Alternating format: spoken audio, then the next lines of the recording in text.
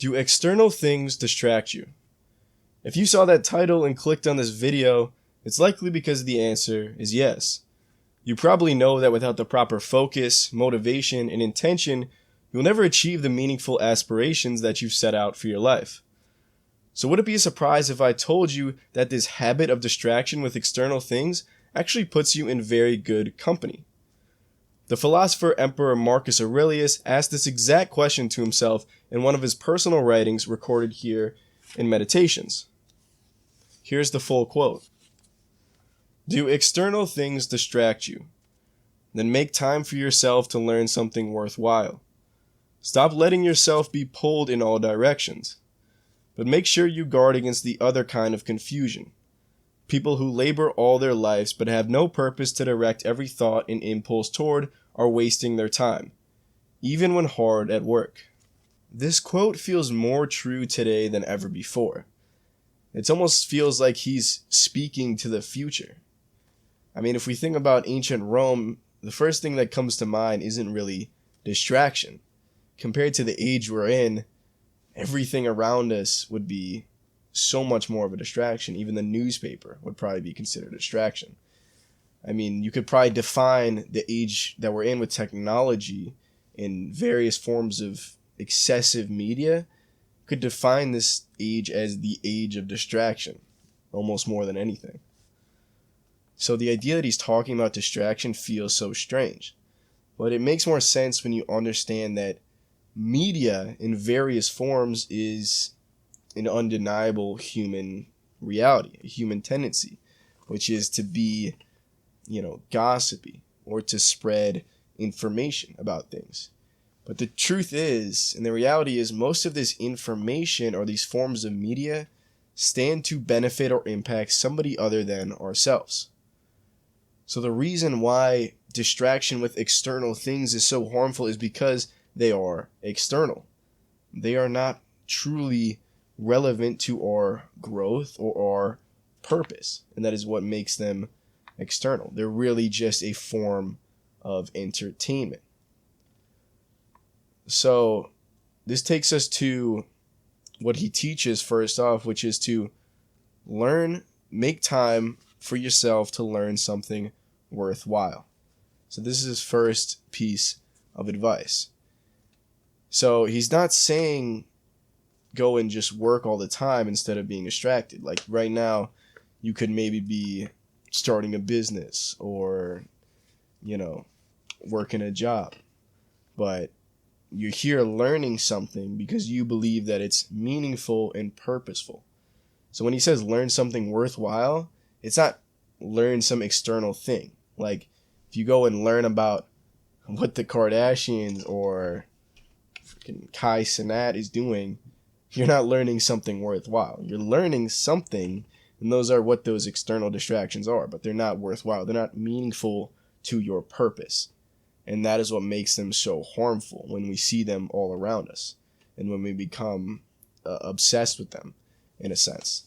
So if you're going to sit and observe something that's outside of yourself, it should be new and intentional and meaningful towards your growth, towards some end. It shouldn't be thrust upon you and put in front of you as a consumer where you are the thing being taken advantage of. You should take advantage of the media to learn something worthwhile. And so second, and this is actually building off that, so he says, make sure you guard against the other kind of confusion. People who labor all their lives but have no purpose to direct every thought and impulse toward are wasting their time, even when hard at work.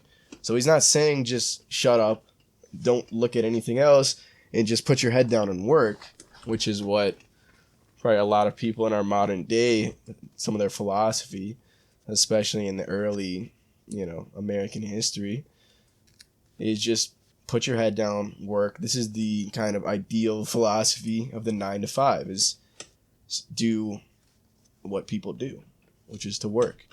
And he's saying, don't just do that. Don't just give right into that impulse. Don't give into that immediate kind of gratification of a larger paycheck. Think about what you're doing. This is the importance of the first part of this quote, which is to learn something worthwhile. So when you learn these things that are worthwhile, it prevents you from going blindly and confusedly into and stumbling upon the next step that somebody else has planned out for you.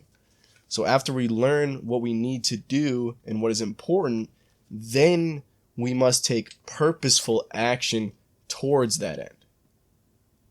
So this is precisely why the wisdom is considered one of the 4 pillars of Stoicism. And I talked about this in my video on Stoicism. I'll leave a link to that above.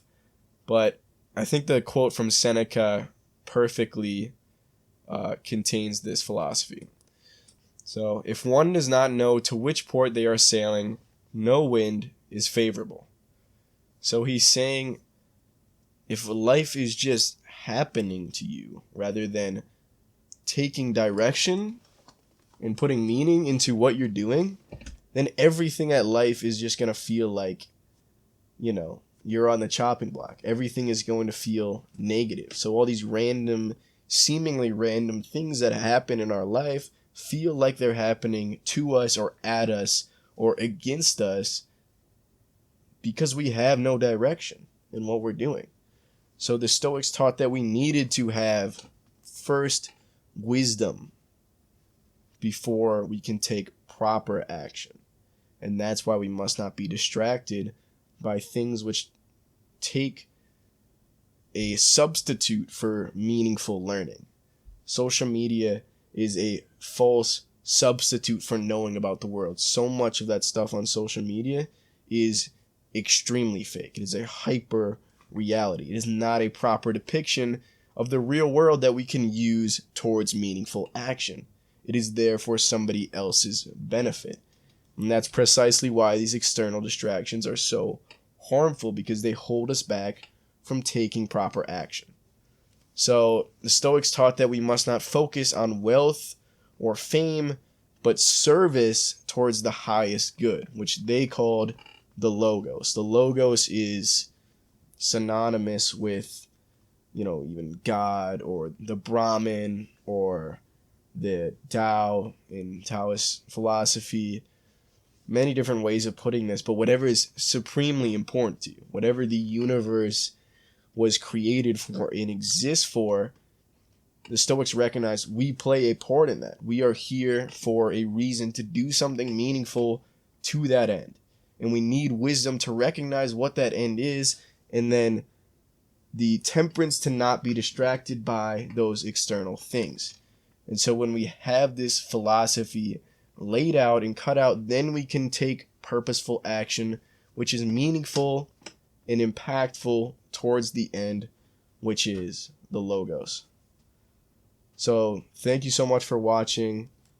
Please subscribe. Please check out my other video on 7 core Stoic principles, and have a great day. Thank you.